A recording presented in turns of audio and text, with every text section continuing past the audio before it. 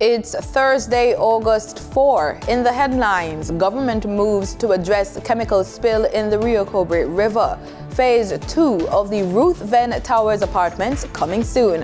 Regionally, deal inked for direct flight between Antigua and Barbuda and Africa. Internationally, Kansas State votes to preserve abortion rights. And in sports, Elaine Thompson-Herah wins gold at Commonwealth Games. This is the news on PBC Jamaica. I am Simone Absalom Gale.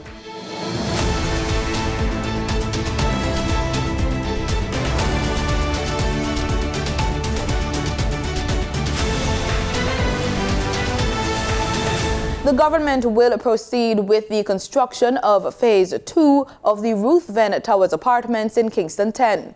Prime Minister Andrew Holness says following concerns raised about the Ruth Venn apartments sale price, the government re-evaluated its decision to ensure that the project fits within the mandate that has been given to the National Housing Trust, which is to build 70,000 houses for low-income earners. He says it's the duty of the government to facilitate and create opportunities for all Jamaicans from every income bracket. The Prime Minister was addressing the National Housing Trust's handing over ceremony of Phase 1 of the Ruth Venn Towers recently in New Kingston. The keys to 86 luxury-style 1- and 2-bedroom apartment units in the 8-story building were handed over recently to new homeowners. Minister without portfolio in the Ministry of Economic Growth and Job Creation, Matthew Samuda, says a working group will be convened to comprehensively address the issue of a chemical spill into the Rio Cobre River, which has impacted residents who live along its banks.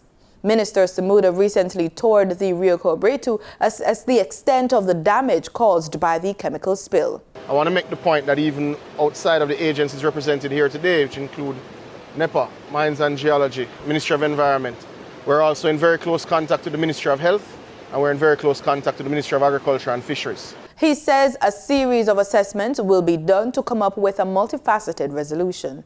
Unfortunately, they will tell you that the government has well-earned cynicism, and it is because this has been going longer than I've been alive. So I understand why they feel as frustrated as they feel. The issue has been, the river has been impacted by bauxite, it has been impacted by construction. We also know it has been impacted by farming, with significant discharge at different points into the river, which makes it difficult for those who fish, those who enjoy pleasurable experiences, those who sell tours of sorts to the space, those who access water from the river. This issue is multifaceted. So there's no simple fix. Minister Samuda says while the agencies continue their assessment, Wendalco Bauxite Company will be held accountable for the recent spill. But I want to assure the people of Jamaica that the government holds on this environment bond at current exchange rate over $115 million. So we will be able to draw down significant sums to ensure that the cost is felt by the company and that the money that the professionals need to do the remedial work is indeed put into place. So there will be consequences outside of the usual low fines. On the issue of fines, I also want to assure the public that in the next legislative cycle, coming out of the summer break, the government will be moving apace to table amendments to the NRCA Act and to the Wildlife Protection Act, both of which we believe the company has run afoul of today, to significantly increase the fines. The chemical spill caused a major fish kill and resulted in the shutdown of the National Water Commission's Spanish Town treatment plant in St. Catherine. The Spanish Town treatment plant supplies about 30 communities in St. Catherine. A delegation from Namibia is in Jamaica to celebrate the nation's 60th anniversary of independence. Minister of Foreign Affairs and Foreign Trade, Senator Camilla Johnson-Smith, has extended a warm welcome to the group, which is headed by Minister in the Presidency of Namibia, Christine Huebes. A key highlight of the visit is the inaugural Jamaica-Namibia Joint Committee held from August 2 to 3, which Senator Johnson-Smith hails as a significant milestone in the diplomatic relations of the two countries. The Namibian delegation will be special guests at the joint sitting of the Senate and House of Representatives on August 5 at George William Gordon House to commemorate the 60th anniversary of Jamaican independence, as well as at the Grand Gala at the National Stadium on Independence Day. During their visit, in furtherance of the bilateral cooperation agenda, the delegation will also engage with several ministries, departments, and agencies, including those responsible for culture, education, agriculture, logistics, oceans, and maritime cooperation. The group will also visit tertiary institutions including the University of the West Indies, the University of Technology in Jamaica, and the College of Agriculture, Science and Education, CASE. Pursuing education is the best option to achieve one's goals in life. That is definitely the case with Tiana Dinham. This former student of Mount Alvernia High is now in the United States, getting ready to begin life as an undergraduate of the University of North Carolina at Chapel Hill. She is the first student from a Jamaican school to enter on a Robertson Scholarship tenable at that U.S.-based institution. We had her as a guest on PBCJ's Morning Coffee Guest. The Maryland Hanover native also created history for being the first student attending a school in the island to have won the Johnson Scholarship to study at the Washington and Lee University in Lexington, Virginia. These are just 2 of 13 scholarships that she was awarded. The major reason I applied abroad is that I wanted to see both sides of the spectrum. I always believe that there's something more that we can learn, and I think that going abroad to school, I could see a different side of the spectrum to learn something that could potentially help to make Jamaica a better place. So that has always been my goal. I don't want to stick in my comfort zone. I know that if I went to UA, I would still do my work academically and still have my support system at home. But I really wanted to see what was life abroad. There must be something there that I can learn and later come home and implement to make Jamaica a better place. Tiana's journey was not easy. She traveled 2 hours back and forth throughout high school. I still try to get everything done in high school because that has always been my goal, to get a well-rounded experience, not just about academics, not just about extracurricular activity, but a balance of both. On completion of her studies, the Mount Alvernia head girl hopes to return to Jamaica and make her contribution to nation building. I think I started evaluating what Jamaica was lacking, and I started hearing some horror stories about the Jamaican healthcare system.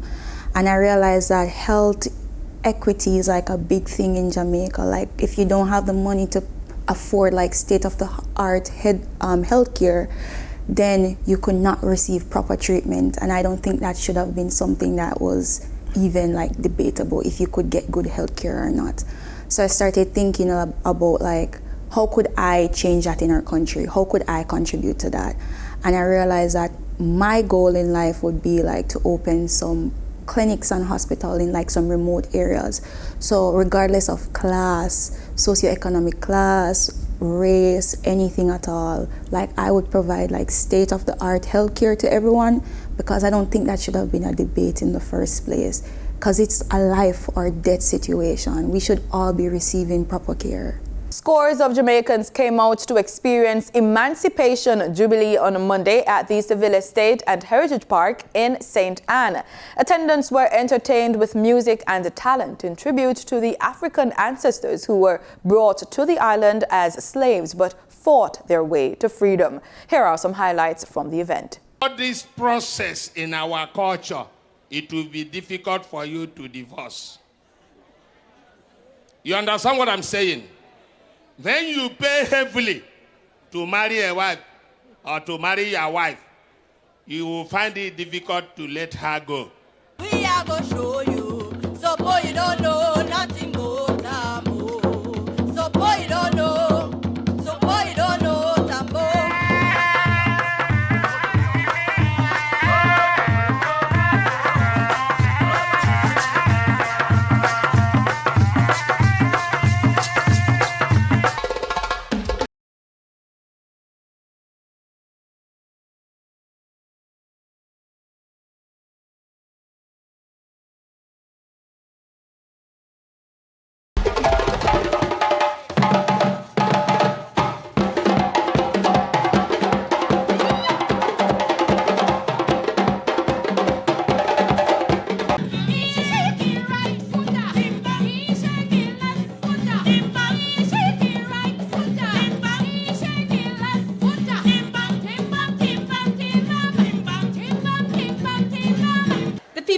St. Anne are well rooted in a rich heritage, and these sacred grounds are very important in the history of modern Jamaica.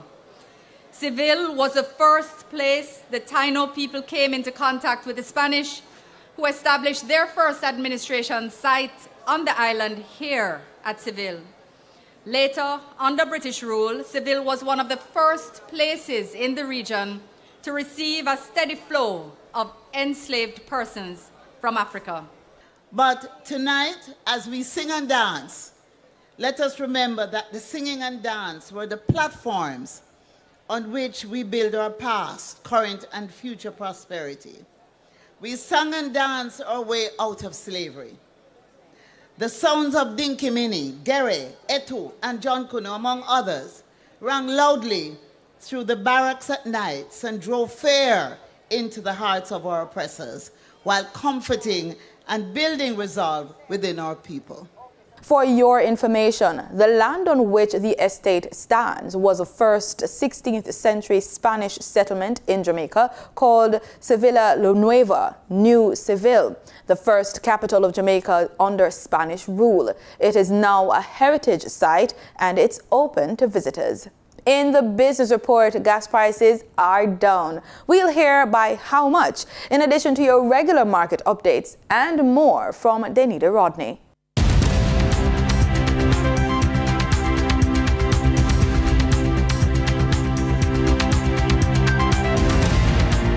Motorists will pay less for gas when they go to the pumps. A state-owned oil refinery, Petrojam, says E1087 is to move down by 25 cents to sell for $213.86 per liter, and E1090 down by 25 cents to sell for $218.88.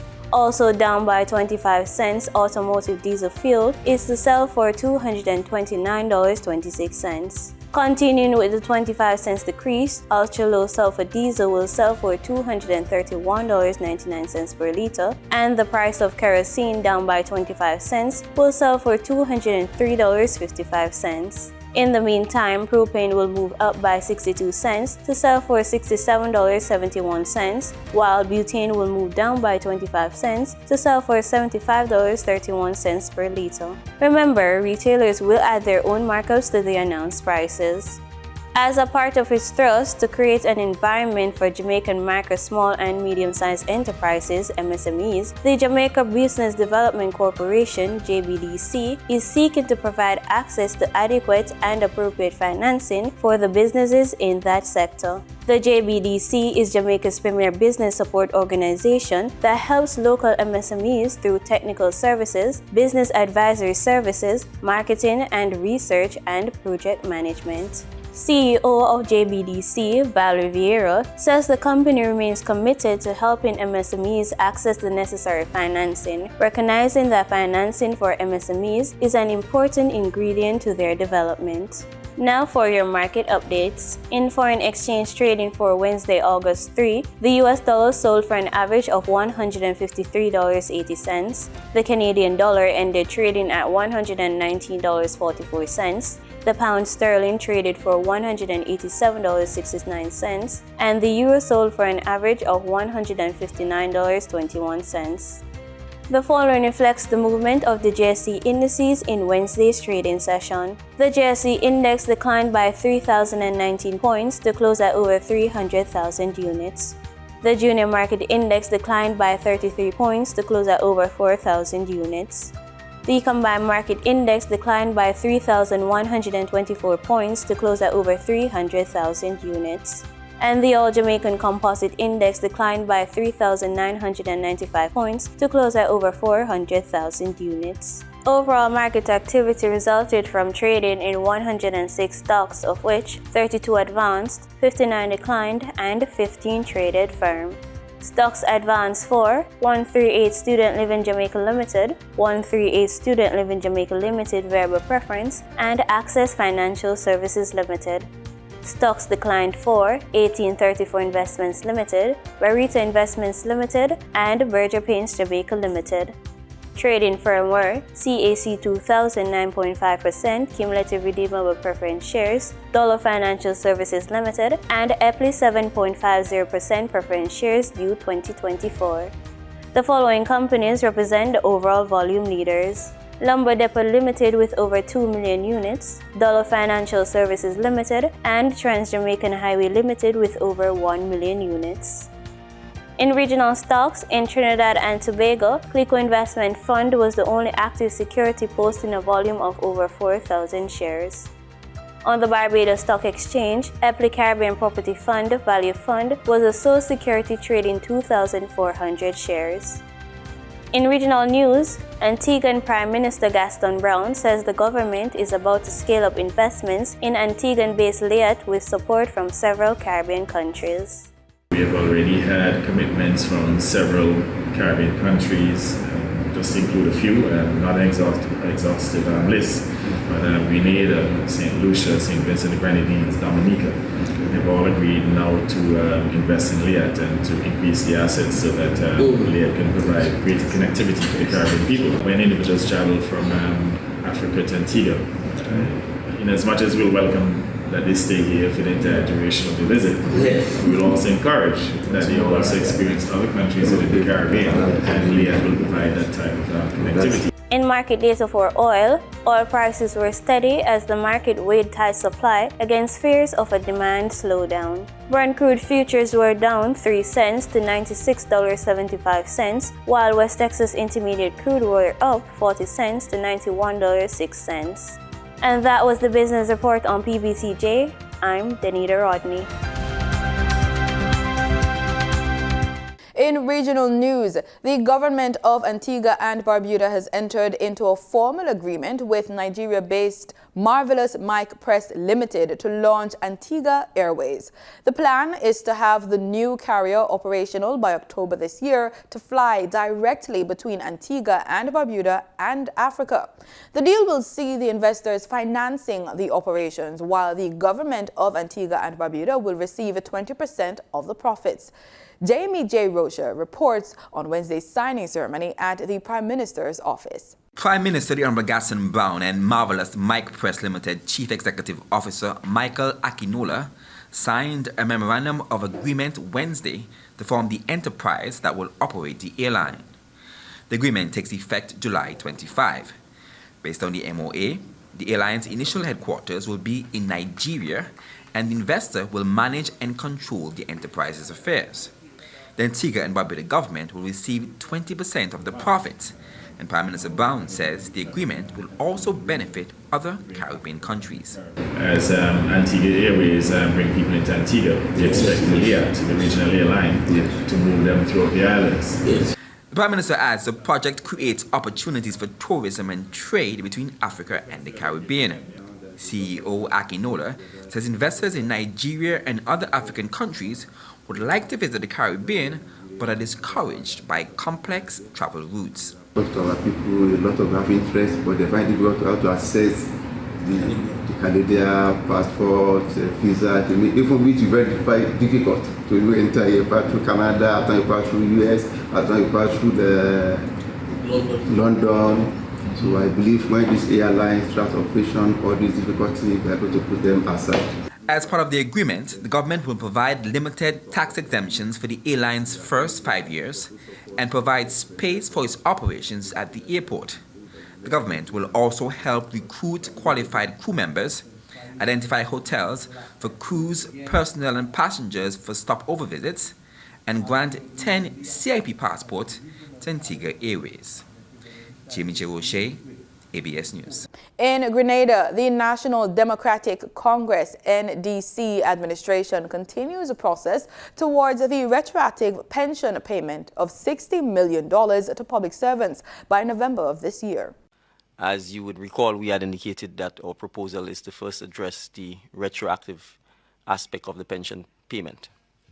I'm happy to report that the Ministry of Finance staff have been hard at work, and the Cabinet of Grenada has approved a timeline as well as the mechanism to be put in place to ensure that the pensions can be processed and paid in a timely manner.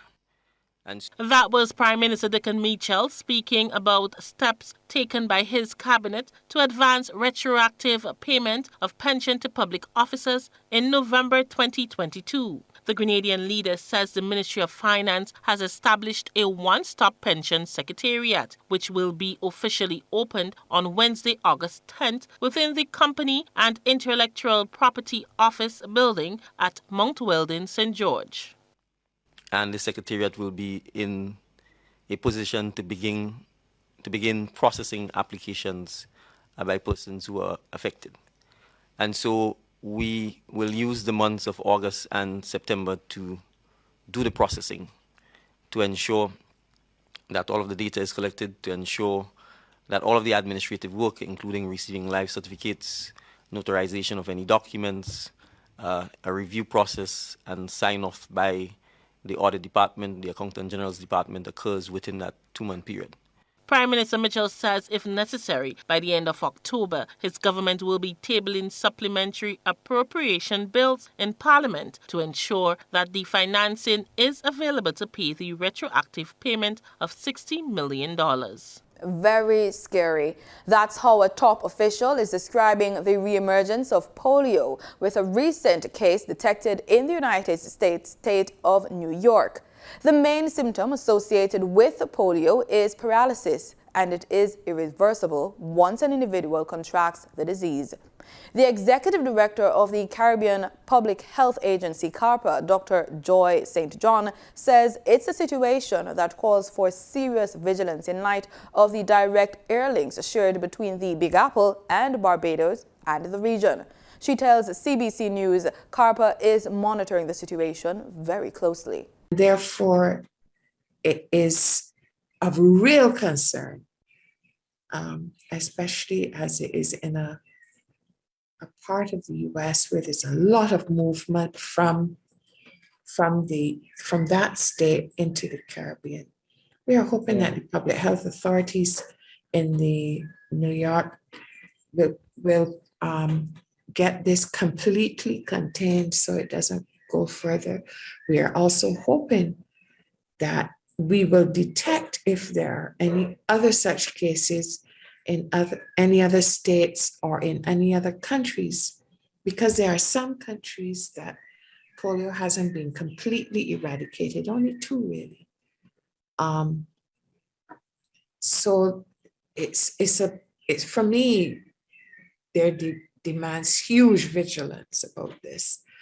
8 samples tested in Trinidad and Tobago for monkeypox have come back negative. The update was given by Minister of Health Terence Dialsing at Wednesday's Ministry of Health weekly media conference. The minister also gave an update on the procurement of monkeypox vaccines, noting that Trinidad and Tobago is among the first to place an order for the vaccines with the Pan American Health Organization. More in this report from Ayana Carter. Health Minister Terence Dialsing said 2,000 doses of the monkeypox vaccine have been ordered through PAHO. It's a 2-dose vaccine, just like the AstraZeneca or the Pfizer or the Sinopharm. So that means that could vaccinate potentially 1,000 persons. We have no firm date of arrival as yet. The minister said distribution of these vaccines, once they arrive in the country, will have a different vaccine rollout to the COVID-19 vaccine. He also noted that the expiry date of the expected vaccines is unknown at this time. But we have ordered enough vaccines to vaccinate a total of 1,000 persons, and the priority will be given to close contacts of a positive person and any healthcare worker who wants to be vaccinated against the monkeypox virus. So those are the 2 populations we are looking at right now. As things evolve, as we get more surety, especially on expiry dates, we can order more if conditions demand. The health minister lamented the vaccine hoarding taking place by larger, wealthier countries and made an appeal to have this stopped. It is quite sad to see as a global community we are making the same mistake as we made for COVID, where the larger, wealthier countries have hundreds of thousands of vaccines, and countries like ours have none. Trinidad and Tobago has not yet recorded a positive case of the monkeypox virus. However, Minister Dial Singh urged members of the public to remain vigilant. In international news, the U.S. state of Kansas has voted to preserve abortion rights. In a closely watched referendum, voters rejected a proposed change to the state's constitution. It would have allowed Republican-controlled Kansas legislature to ban or restrict access to the procedure. Here's more from Al Jazeera News. This time, the tears among pro-abortion rights advocates were of joy. Kansas voters provided their first victory since the U.S. Supreme Court overturned federal protections for abortions in June. A coalition of voters across the political spectrum came together today and voted no. They voted no to protect their neighbors. They voted no on changing the Constitution and really, demonstrated our free state roots here in Kansas are alive and well. Voters squashed a proposed amendment to the Kansas state constitution that would have overturned a 2019 decision declaring access to abortion is a fundamental right. If abortion rights are protected here in Kansas, and again, Republican-leaning state, I think that indicates that there is a big the states that have those trigger laws probably are out of step with what their electorate wants. The Kansas decision will have a regional impact. The nearby states of Texas, Oklahoma, and Missouri now have bans on abortion, which means women will have to travel elsewhere to get one. It is unclear what the next move will be for abortion opponents in Kansas. We have to rein in the Supreme Court's imposing their opinion and making up a constitutional right to abortion in our Constitution, which isn't there. Voters across America will continue to weigh in at the state ballot box. In the next few months, people in California, Kentucky, and Vermont will decide if women should have access to an abortion in their state. Natasha Ganem, Al Jazeera.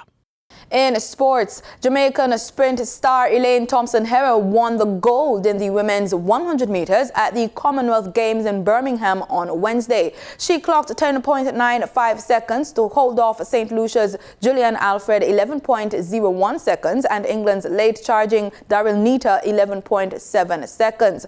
It was Jamaica's second medal of the day after Danielle Thomas-Dodd, who posted 18.98 meters, was forced to settle for silver in the women's shot put final, losing the gold medal in the round to Canada's Sarah Mitten. Cricket's efforts to be part of the Olympics have received a significant boost after the sport was added to a short list of 9 that will be reviewed by the International Olympic Committee for addition to the 2028 Los Angeles Games. In July, according to Cricinfo, the LA 28 Organizing Committee asked the International Cricket Council to make their case, and although an exact date for this presentation is yet to be fixed, a final decision on cricket's inclusion is expected in the second quarter of 2023 when the IOC is scheduled to meet in Mumbai.